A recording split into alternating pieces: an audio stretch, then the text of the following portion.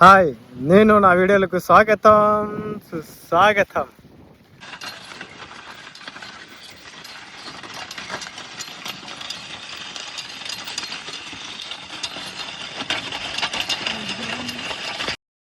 ఈరోజు మా చెనక్కాయ చేనులో దెంతలు పాపిస్తున్నాము. మొన్న వీడియోలో చెప్పా కదా, నీళ్ళు వేసింది అయిపోయిన తర్వాత 2-3 రోజుల తర్వాత దెంతలు పాపేయాలని. అది ఈరోజు పావిస్తున్నాము.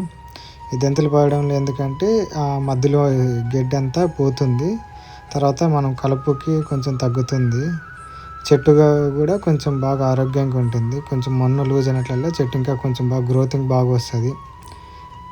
నెక్స్ట్ మరి ఇంకొక 10 రోజుల తర్వాత ఇంకొకసారి పాయాలి అట్లా. ఇంకొకటి ఆడ కాడ తోలేది కూడా మా ఫ్రెండ్ వాడు, అంటే నా చిన్నప్పటి నుంచి నాతో పాటు నేను వాడిద్దరు కలిసి చదువుకున్నాము. వాడి పేరు వండస్వామి, మేము షార్ట్ కట్గా డిసి అని పిలుస్తాం. మావాడే ఫ్రెండ్, మావాడే. అందుకే వాడు బాడికి ఎంత ఇచ్చినా కూడా ఇంత ఇచ్చినా అడుకున్నట్లు ఇచ్చింది తీసుకుంటాడు.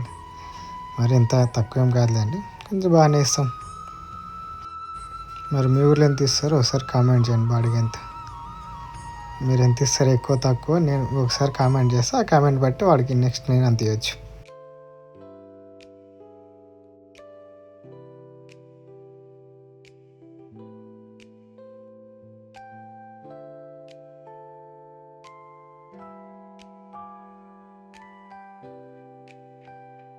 Please subscribe and like and share.